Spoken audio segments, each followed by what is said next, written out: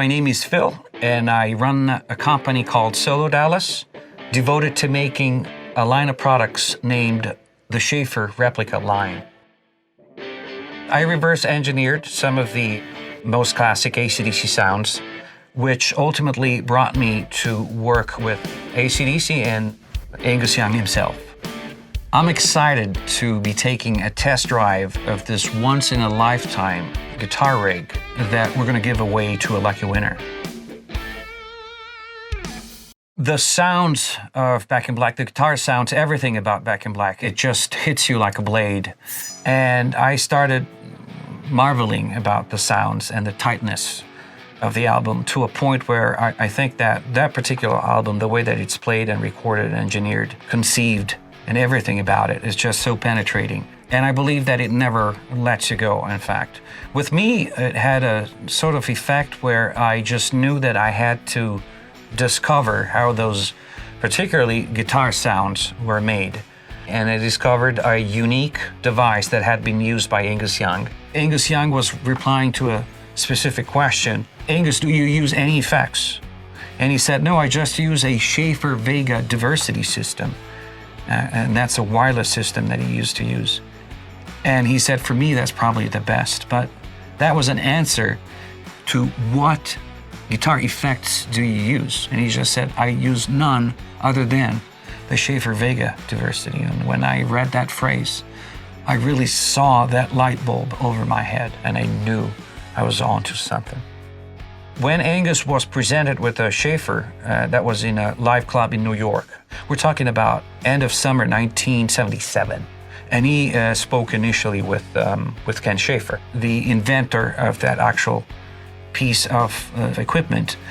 And he determined that you could further saturate your amplifier with the device. So on the very first night that they got those couple of systems from the actual inventor, they knew that it would affect for the better Angus sound. And they welcomed the system not only for its wireless capabilities, because it was really a need of Angus to be able to go wherever he wanted to go.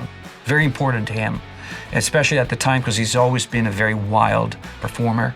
And the cable was really limiting his antics on stage. And plus, it sounded great. And I mean, that was very relevant to them. They were great musicians already, extremely tasteful. They knew what sounded great and what didn't. I wrote a letter to Kenny. I call him Kenny now, but I used to call him Mr. Schaffer, saying, I'm desperately looking for an original system, a wireless system that you invented.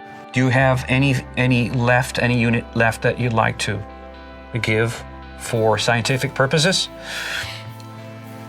After a few months, he replied back to me, and we became friends.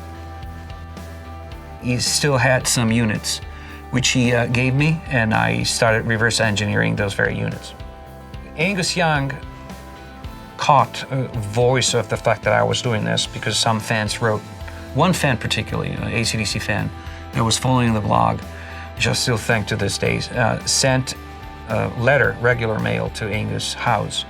So a little bit later, Ken Schaffer and Angus got in touch, and Angus asked us to go to Vancouver at their warehouse recording studio, where AC/DC were recording a Rocker Bust. And so we went there and gifted Angus with serial number 001 Schaffer Tower, my very first tower that we made. And 2 days later, when we returned home, someone from the production called us, letting us know that Angus was liking very much the Schaffer Tower, and he was going to use it in the album and then on tour.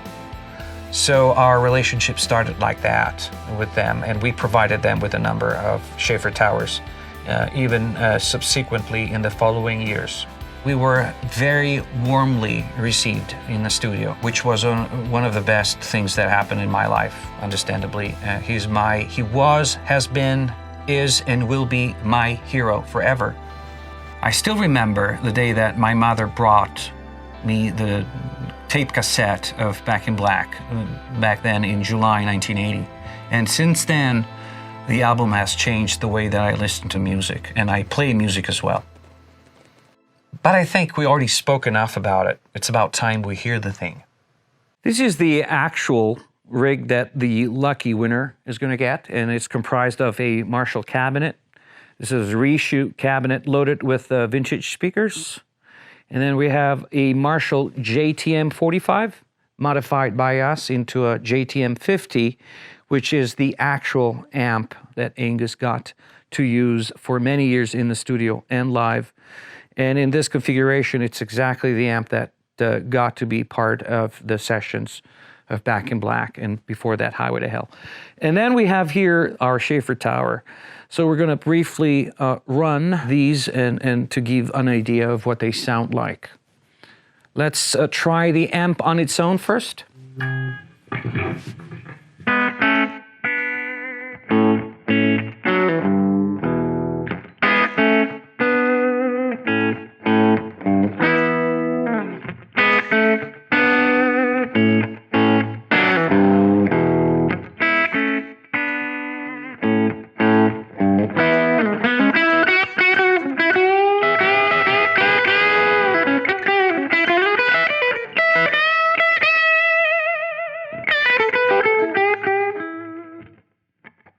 Let's now add to the recipe the Schaffer Tower and see what it does to the sound.